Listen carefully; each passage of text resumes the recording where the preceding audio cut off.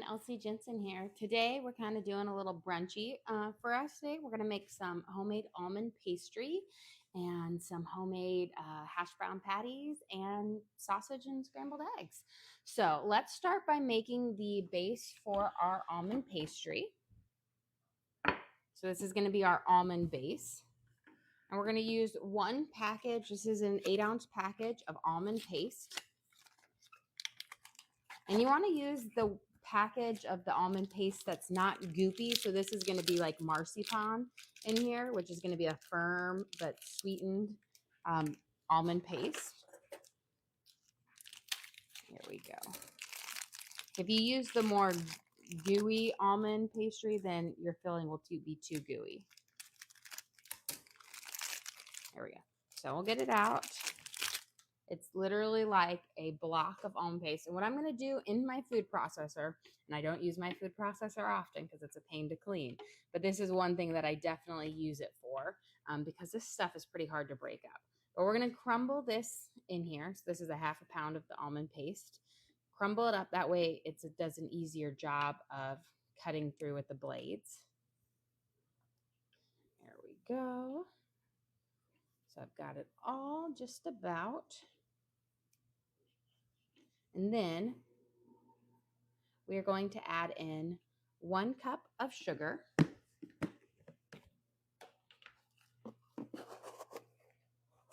you're going to use granulated sugar for this. So I'm just going to kind of sprinkle it all the way around. And then we're going to add in, just steal this from my tablespoon, a tablespoon of vanilla extract. And this is we're working on the almond base for our almond pastry. And then we'll make up some hash brown patties, some homemade hash brown patties, and some scrambled eggs and sausage. So we want 1 tablespoon of vanilla extract. And I like to kind of drizzle it all over. That way that sugar gets nice and wet. And then we're going to add in 1 whole egg plus 1 yolk. So I'll add my whole egg in first. And then I'm going to add in my yolk. And I'm going to reserve some of this egg white just to go into our scrambled eggs so I'm not wasting any egg. So there's our yolk. I'll move this over here. And then we're going to pulse this up until it forms a nice thick paste. So we're going to blend it.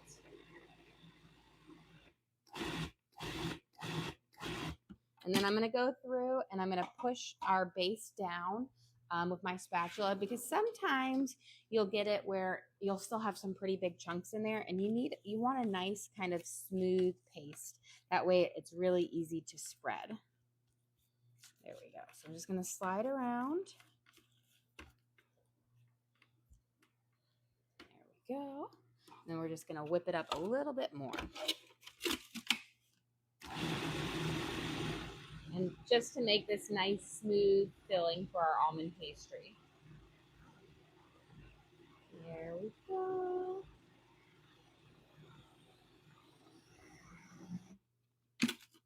Now, looking pretty good. So now we know we have this nice kind of even paste in here that we'll be able to spread onto our pastry. Now we're going to roll out our pastry crust. So earlier this morning, I made some butter, a slightly sweetened butter crust for our almond pastry. So for when I'm doing a sweet crust, I'll add about 2 tablespoons of sugar in. If I'm doing a savory, I just omit that. So these 2 crusts were made with 2 sticks of butter, 5 cups of flour, 2 tablespoons of sugar, 2 teaspoons of salt, and about 1.5 cups of ice cold water. And I literally put ice in the water. And then you mix it together, creates like you cut the butter into the flour, and then you add the water, and once that's all kind of cut. And it's going to make the most delicious buttery crust for it. And you put it in, you wrap it up in like saran wrap or press and seal, and you pop it in the freezer until it is nice and firm. And it's going to be a little bit shaggy when you are storing it, but as that flour hydrates with that water, it forms together. And this is going to give you just such a delicious pie crust, and all made with butter. So right now I'm going to roll this out into about a rectangle. I do it between two parchment pieces of paper because it's much easier to flatten it and you don't have to worry about it getting stuck to your rolling pin. And then this is going to be the bottom one. And these parchment papers are just about the perfect thing because think of this as being one big giant Pop-Tart that's going on my baking sheet. Now, and so that's kind of how I make it, is just like a big Pop-Tart where we have the pie crust on the bottom. We'll put the almond filling in, and then we'll do the pie crust on the top. And then we'll pinch those edges together, poke some holes, sprinkle a little bit of sugar, and bake it on up. But this again, and this will also make it really easy for us to transfer it to our baking sheet.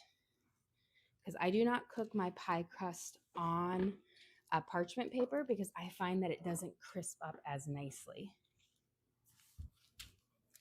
There we go. So I've kind of got my edging all the way out. So now I'm just going to try to take my marble roller. And I will say, a marble roller is great for doing like pie work because it has so much heft behind it that you can really smush down a firmer pie dough. So here we go. So this is just going to help even it out. So I'm just sliding it all the way along.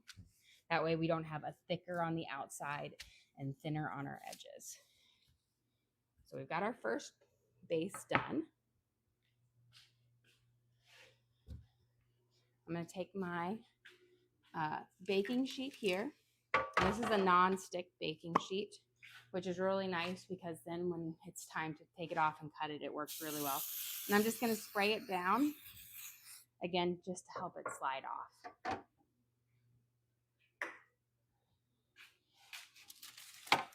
Here's always the fun part. So I peel off my parchment paper, and then I'm just going to flip it over onto here. And do you see how this parchment paper, since it fits perfectly, it gives me a really good shape to make it easy to roll it out into. And then we have the bottom base of our pie crust. And then we're going to fill it up with our almond pastry. And again, this is made with 8 ounces of the almond paste, and not the almond pie filling, but the almond paste. And I think it's Solo is the brand that I use. It makes the best one. 1 cup of sugar, 1 egg plus 1 yolk, a tablespoon of vanilla extract, and then you just puree it until it's nice and a nice kind of sweetened paste forms. Just getting all of this out because I don't want any of it to go to waste. There we go. One last. And then I'm going to spread this out. Now just be careful when you spread it. Just go from the inside out because sometimes it's very thick. It can pick up that pie crust towards the end. But we're just going to make a nice thin layer all over. And I'm going to try to spread it out as far as I can. But you see how if you get too close to the edge, it's going to pull up. So here we go. And it's going to have that just delicious almond filling that you get in like a lot of pastries. That sweet almond filling. It's so good. This always reminds me, if you've ever heard of Dutch letters, this kind of always reminds me of Dutch letters. So we're going to get it all the way out. Perfect.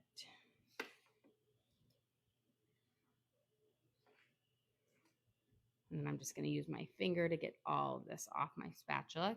Because again, the almond filling is what makes this delicious.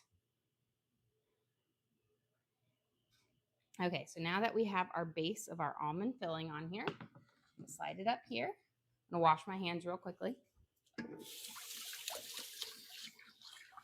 We're gonna roll out our other pie crust just like it, and then we're gonna flip that over the top, and then we'll seal it up just like a giant Pop-Tart. You know what I mean? It just looks like an almond pastry Pop-Tart.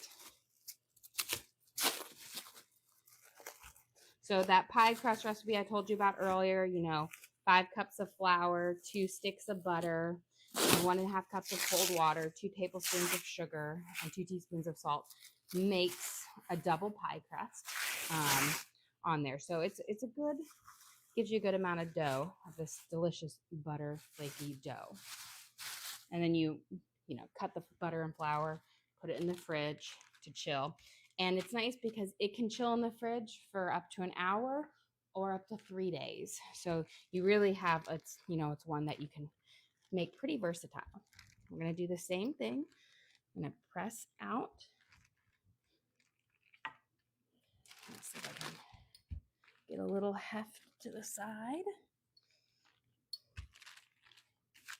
Now I'll say, this is, you want having a nice heavy rolling pin really does help with this. It kind of takes down a little bit of that work out of there, so you don't have to roll quite as much.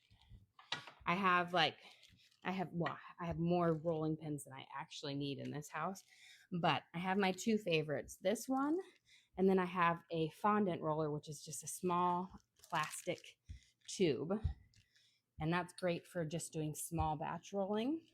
But if I need to do hardcore rolling, this is the guy I use. Okay. You got that one with the pattern in it. Yes, the one in the pattern, which can make a cool little pattern on like sugar cookies and whatnot, or Swedish gingerbread cookies. I don't use, it's one of those ones where it's like, oh, this is so cute. And I use it like once a year. I know, I've heard that like libraries now are having like rentable kitchen supplies, so you can like go and check out, I guess, your baking pan sheets, different cookie cutters, instead of having to buy all of them, which I think is actually a great idea. Because how many things do you need that you only use once or twice a year, but you don't want to get rid of them because you're definitely going to use them again, and then they just take up valuable real estate in your kitchen. You have a question? Where did you get that rolling pin from? This one, I got it a long time ago at this small kitchen store in Story City, Iowa. But I believe they sell it on Amazon. I'll have to see if I can find one that's just like it on Amazon. I don't know. It's just something I got because my mom had them growing up. And so, and she has, when I talk about us having a crazy amount of rolling pins, she had like 20 rolling pins, because every year when we'd make Swedish gingerbread cookies growing up, all of us siblings and would get one. So we needed a rolling pin each. So she had, like 20 rolling pins. You have a corgi around your chest. I love corgis. They're such funny dogs. Pancake scented. Oh, well, thank you, Pancake. Okay, we're rolling this out. The only thing is you want to make sure this top crust is just as big as your bottom crust, because if you don't make it long enough when you flip it over, you'll leave the almond paste exposed, and that will bubble up and not cook right. So I'm making sure I'm really reaching the outer edges of this. Okay, this looks good.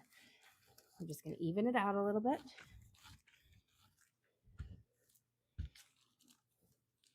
And I will say, rolling, get your workout in. Yo has a question. Can you guess what it is? What's for dinner tonight? I actually have a kind of a good idea. My parents are finally back from all their travels. So I'm going to do a lime roasted chicken, like a lime and pepper, a limey herb roasted chicken, and like a potato au gratin. We're going to probably do a 2-part, a prep part, and then the finish up part. So that's kind of what I know I'm making, plus sides of some sort. Now we got a corgi that's looking at us. That's from beige. Well, thank you.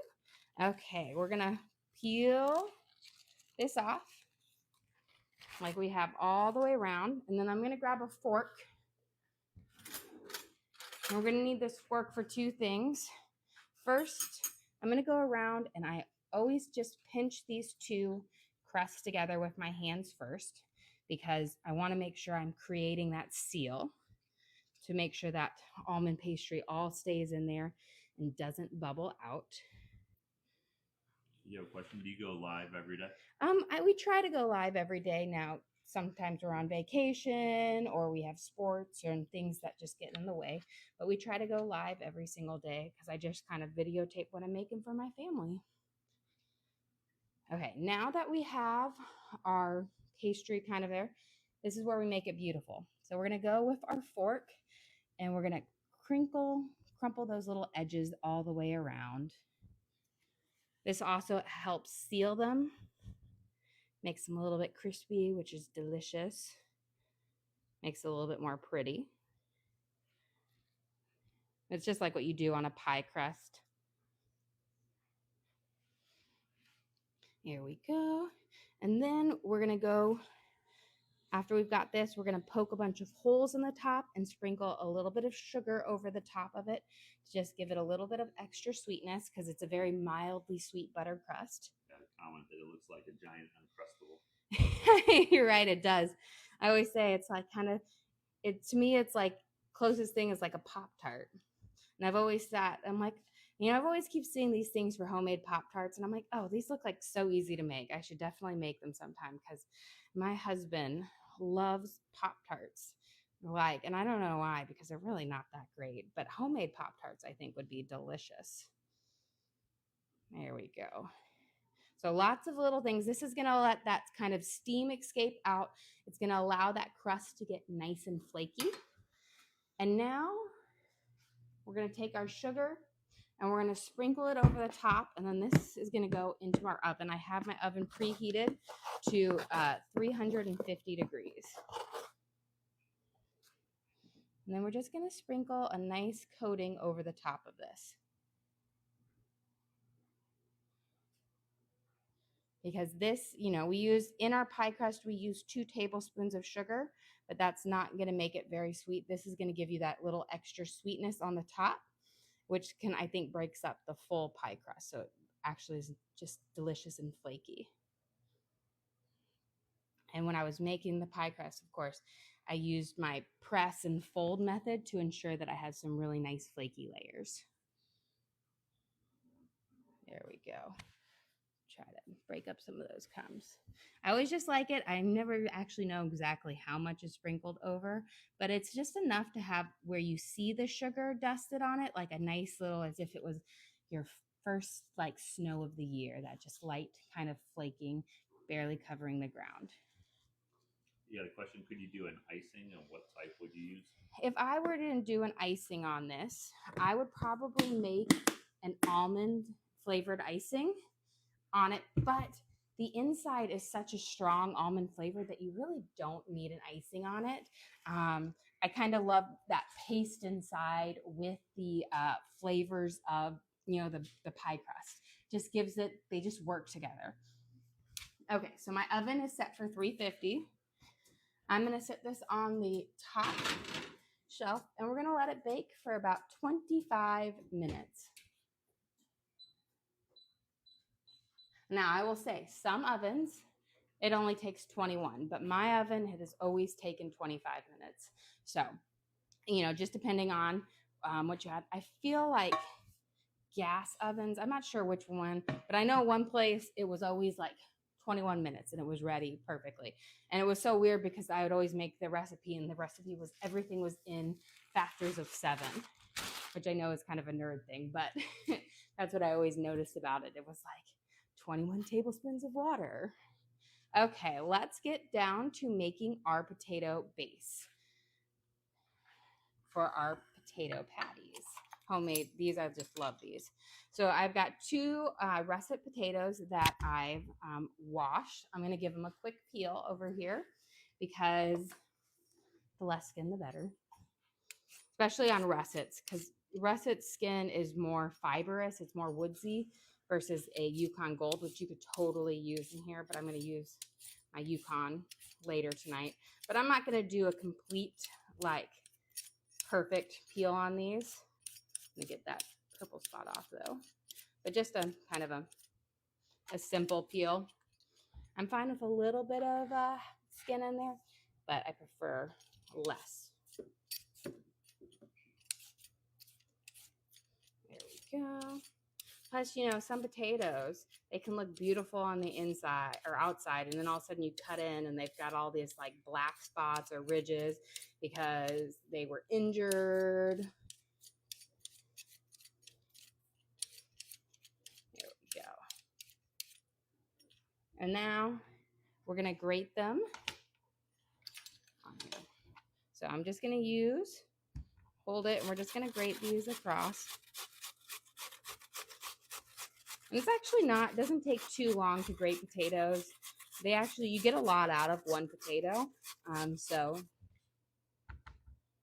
here we go. Get that potato peels off. And nothing beats it. Like, yes, you could buy store-bought hash browns, but those are always kind of, you know, gritty to begin with.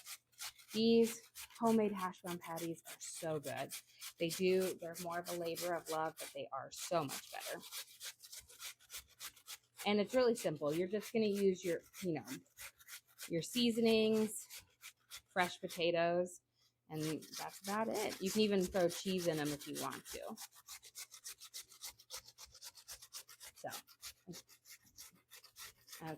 So this is going to be for our potato patties. We've got our almond pastry cooking in the oven, and then we'll work on our sausage and our eggs. Look at that. So see how much, like, even that size, and I'm not even done with the potato, how much that you get out of it is just a lot. Okay, so just about done with this one.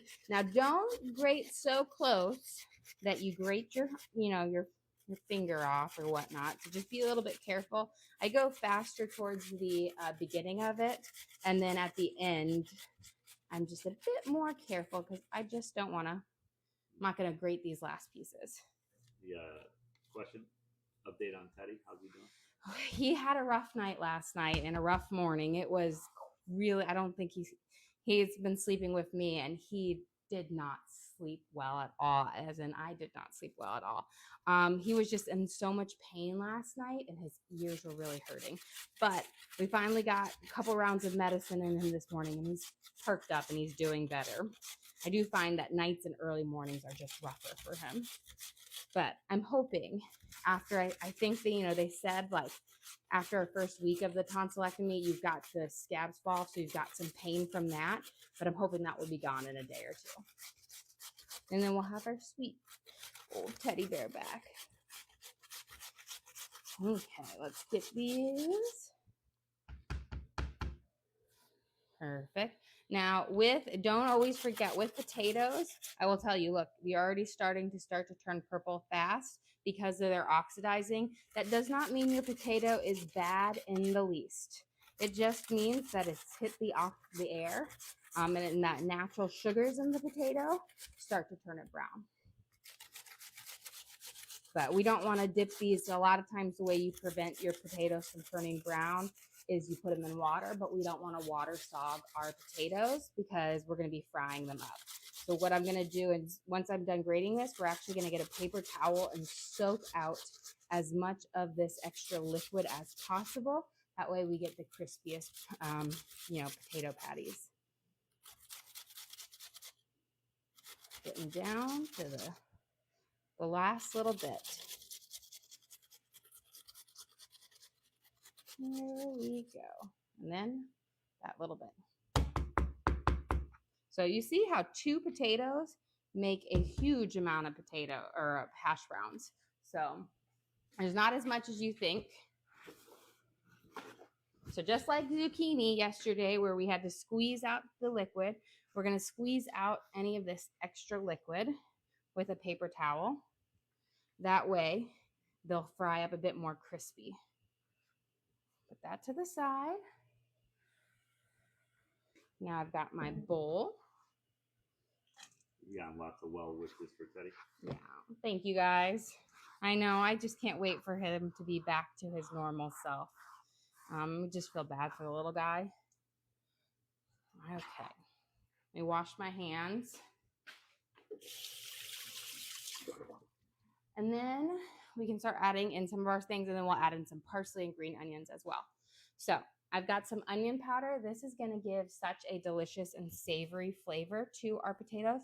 I'm going to add in about a tablespoon of onion powder. So I'm going to sprinkle it all the way around because it's going to give that really nice savory flavor to it. Then I've got about a teaspoon of parsley left. So we're going to throw in some dried parsley. I have a little bit of fresh parsley that we'll also be putting in there. Someone's watching you from Nassau, Bahamas. Oh, wow. It's pretty cool. We've been there. I know we have been there that was on our honeymoon cruise. Okay, we're going to add in, this is Mrs. Dash's table blend. We're going to add in about a teaspoon of this. Again, it will give it a little bit of extra spice because I like a nice savory potato. And then some good old garlic salt. We're going to add in about a teaspoon of garlic salt. We'll shake it over. And this is going to be the base pretty much for our hash browns patties. We have our almond pastry cooking up in the oven, and we'll be frying these up. We'll fry up some sausages, and we'll make some scrambled eggs. Before we mix everything up, I've got a little bit of green onion I want to add in here. Add just a little flavors. Chives would be perfect if you had them. I do not. So I'm just going to use the very few of these really tips of my green onion. And then I'm going to use a little bit of parsley here. I don't need quite all of that. And I'm going to chop it up. This will just add another layer of onion to the hash brown patties. And I'm going to make sure I have them well minced up because I don't want to have any really big pieces, any big leafy pieces in there. Here we go. And now we're going to add them in. Perfect. Let me slide all of this stuff on here because we're done with our cutting board. And that way I can free up some space. Before we mix this up, let's get some of our olive oil heating up for our patties. So I'm going to do a nice layer of olive oil on here because I want them to crisp up nicely. We're going to turn our heat. We're going to start it at high, and then we'll turn it down a little bit lower. Now, the trick with frying up our potato patties is you can't just throw a bunch in there. You've got to have enough for each one to have room to breathe. So we're going to just probably do 3, maybe 4 at a time, but I don't want to have so many in there that they're going to crowd each other and not get nice and crispy. Here we go. So we're going to mix these up. You can tell those flavors just smell delicious. Now you can also add in an egg and a little bit of flour in here as well if you want them to kind of be a little bit more substantial instead of just crispy potato, but be more of a form. You can do that, and sometimes I do that, but today we're just going to keep them crispy potato patties. Here we go. I have a question. Can you go over what's in the hash browns? Yes, so we used 2 large russet potatoes. Then we added in about a tablespoon of onion powder, a teaspoon of Mrs. Dash's table blend, about a teaspoon of dried parsley, a teaspoon of garlic salt, and then we used some fresh green onions and fresh parsley as well. So pretty much it's super simple, super easy. And now we'll be ready to kind of form our patties and pop them in there. Let me get out I'm going to grab a baking sheet here for when they're all done. We're going to take them out and we're going to put them on, just like with bacon, on paper towels to suck up that extra grease to keep them nice and crispy.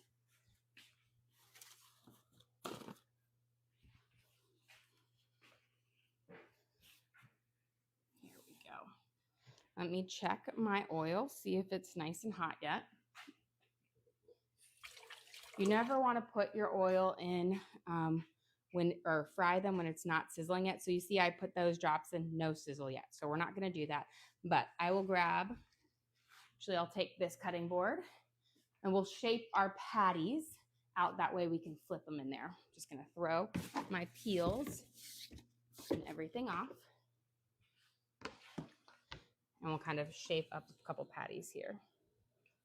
So when I do it, I'm just gonna grab it and kind of mush it together just like that. Now they're gonna be delicate until you fry them. Sounds like my oil's getting nice and hot now. So we'll be just about ready to pop these in there. And again, you don't wanna overcrowd your things, and you don't wanna make your potato patties too thick because you want them to be nice and crispy. Wash my hands.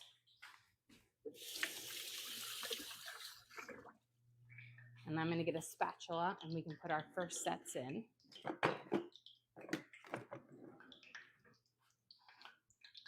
So smush them down one more time because I want them to be as flat as possible. Let's see. There we go. So I actually think because they're kind of big, I'm just going to do 3 at a time so that my oil stays hot and they'll get nice and crispy here. And then I'm going to turn. I have my oil heated up on 8 out of 10 to make it high, but I'm going to bring it down to a 6 because I don't want them to burn. I want them to get nice and golden brown and crispy.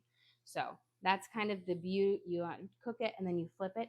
You'll know when you're ready to flip is when your whole outer ring starts to get brown and crispy. So don't flip it prematurely and don't try to flip it early because then it will fall apart. Let's get some sausages cooking. We're gonna cook our sausages up first so that we have a nice kind of sausagey flavored butter left over to scramble our eggs. I'm probably gonna butcher this, but are those latkes?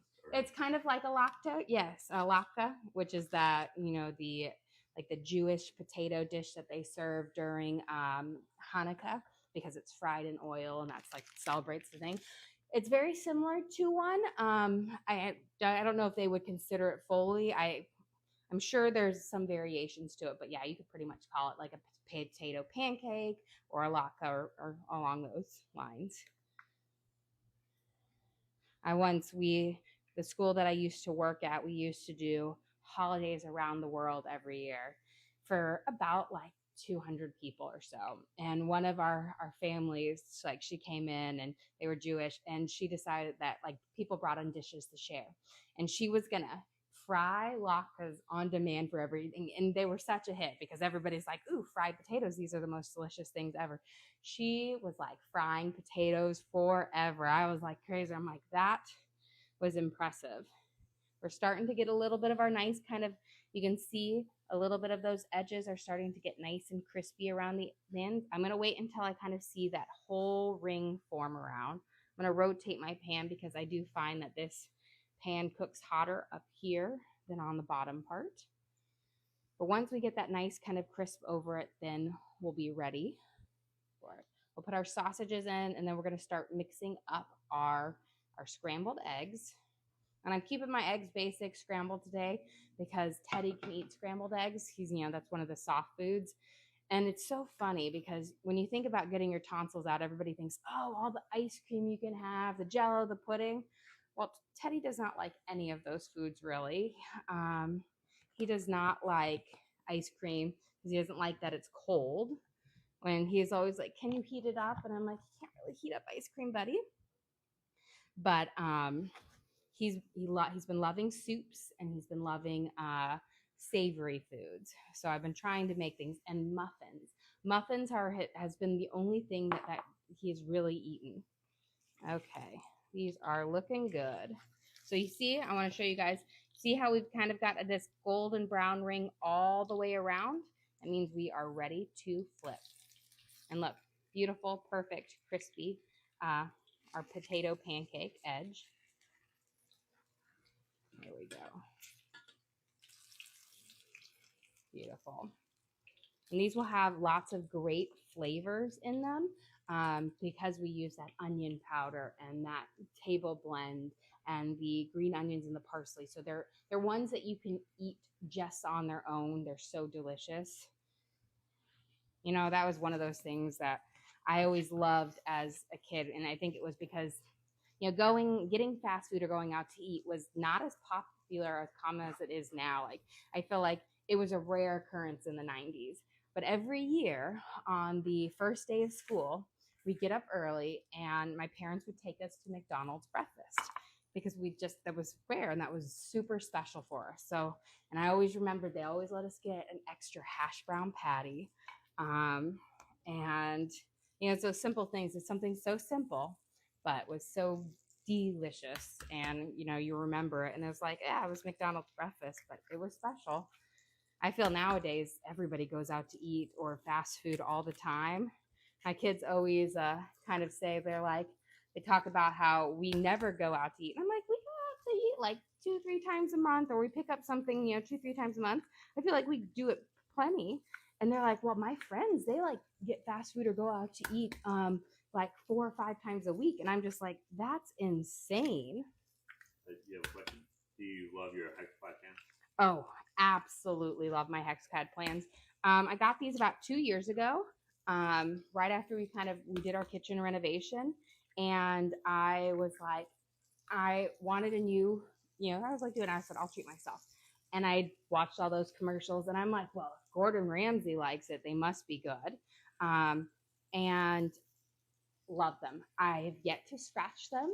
They clean up really easy. And I think that's the biggest bonus thing is they're not hard to scrub up or clean. They cook very evenly. So yes, I will say they are worth the money.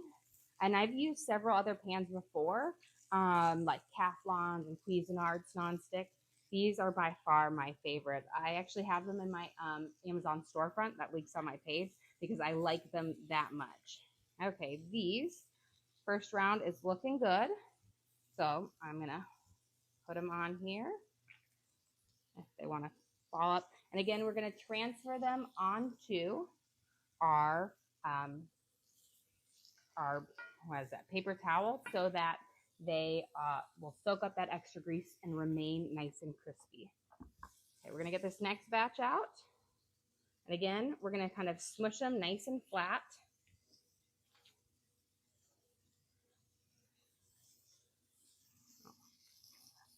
There we go. Let's see if I'll slide it on. And then once you put it in there, you really don't want to try to flip them, just, once or that like the first side and the second side, because the more you play with them, the more they'll fall apart because we don't have a binder. Now, sometimes I do put egg and flour in it to create a more of a substantial middle to it. But for these, I kept them simple. Squeeze out any extra liquid. I said potatoes are pretty, even though we squeezed out some, there's still a little bit left in there. And keep them nice and thin.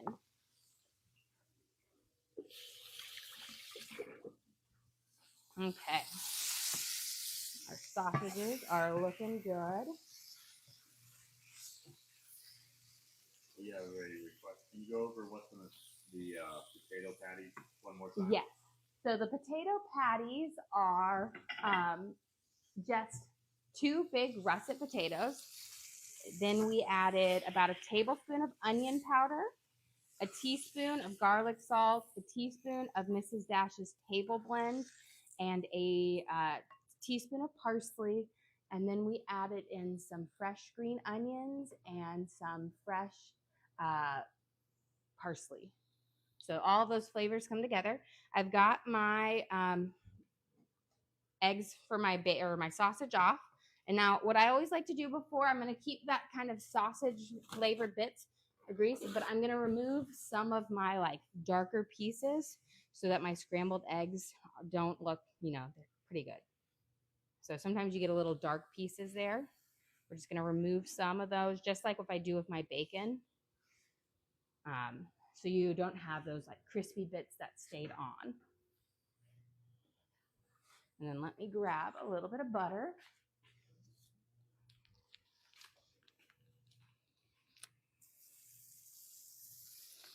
And then I have my eggs, and then we're going to put that extra egg white in there that we used in our almond pastry. So this will be a lighter little bit more fluffy scrambled eggs because of that extra egg white.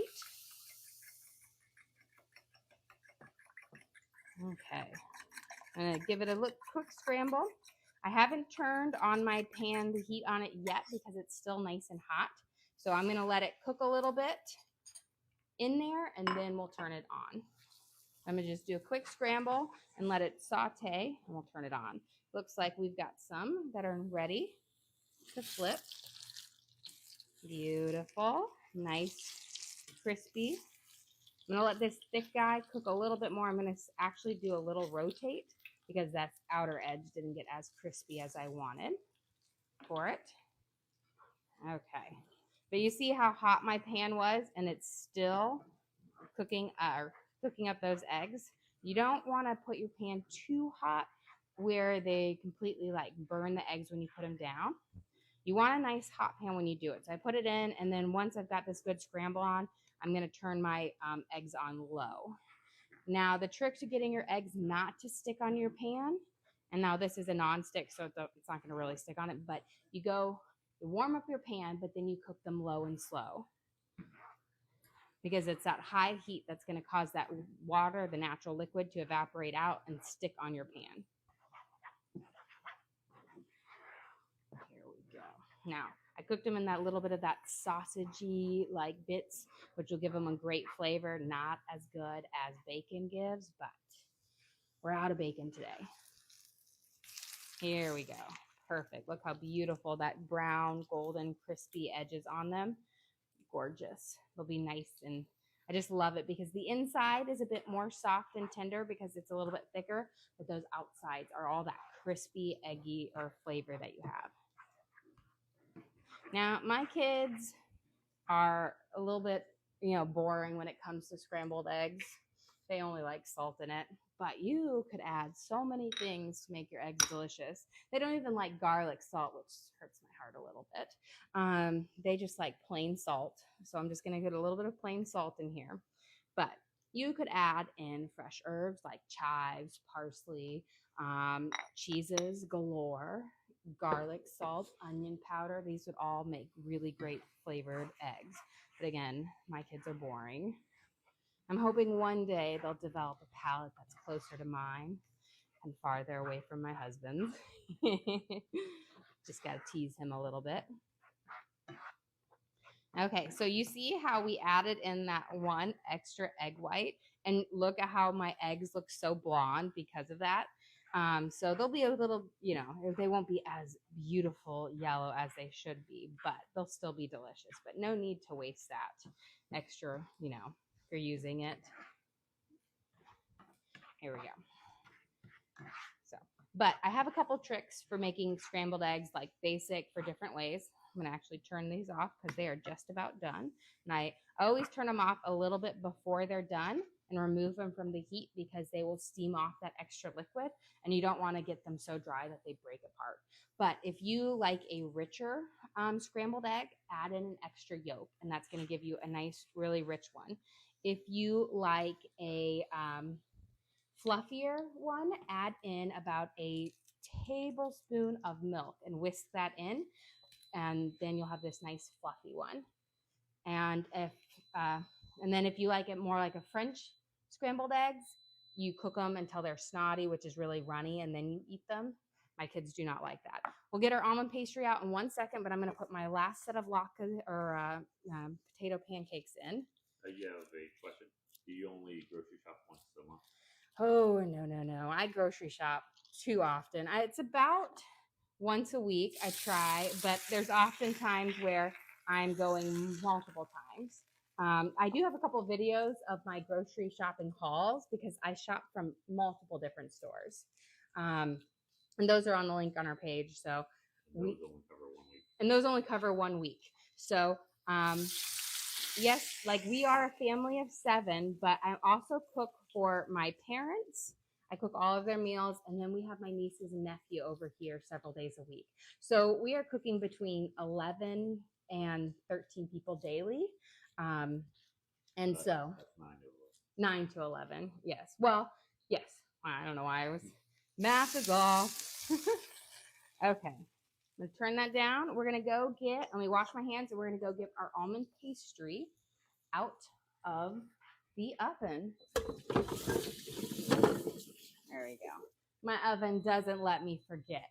So my previous ovens that I had, I swear you could never hear the beeper when it was going. So I always had to set my microwave timer. This oven set, it will continuously beep forever until you come and turn it off.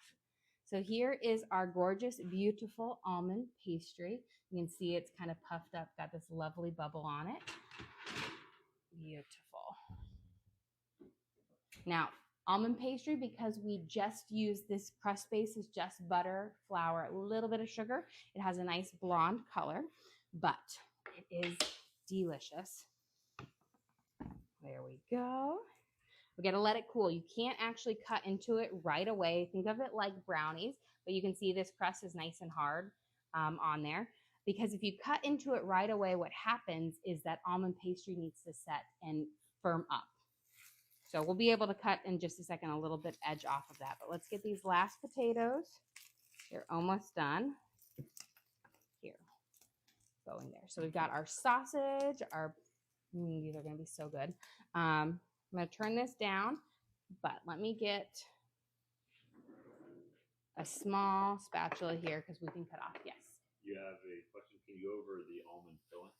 Yes. So for the almond filling, you're going to use 8 ounces of almond paste. I use the Solo brand. It comes in a little teeny box. I already threw the box away, so otherwise I would show you. But it's called almond paste Solo. Don't get the one that's pastry filling. You want the paste. It's going to be a hard little block.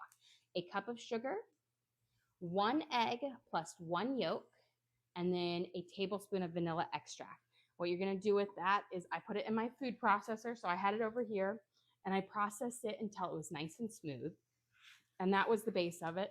Then for this one, I used a slightly sweetened butter crust, which was 2 sticks of butter with 2 tablespoons of sugar, 2 teaspoons of salt, 5 cups of flour, and 1.5 cups of ice cold water, as in water with ice cubes in it to make it really cold. And what you do is you cut your butter into that flour, sugar, and salt mixture, and then you add in the ice cold water. You press, it's going to be a shag. You press it into forms. You put it in the fridge until you're ready to use it. Okay, let's see. I feel, yeah, this is good. I can probably take an edge piece out, no problem, because it's nice and firm down there. Well, let's get ready to serve up. Yeah, but is this like pie crust? Yes, so it is a flaky butter pie crust with an almond filling on the inside, and it is so delicious. Actually, I'm gonna grab a slightly different spatula to cut this up because I want a firm edge for it. Now, if you have a non-stick coated baking pan, don't ever use a metal spatula in it. You will scratch it up. Let me check my potatoes. I'm going to just turn them off and let them fry right here. Okay, so I'm going to cut this down in here, and you can see it's just cutting beautifully. And then you can slide it up. I got to cut it a little. There we go. So here is that filling inside, that nice, beautiful almond paste filling, and that's flaky layers. So we'll have that for our kind of delicious, things. We're going to have our nice seasoned potato pancakes here with those onions, that garlic salt. We've got our scrambled eggs. And then, of course, we'll have some sausages as well. And easy peasy, lemon squeezy, delicious brunch today.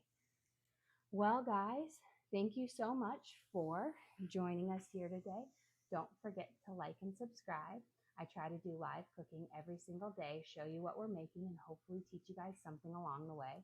Again, we do upload all of our videos to the link on our page, so if you ever want to recreate any of these recipes at home, all you have to do is go to that link, search for what we're cooking, and watch along with us again.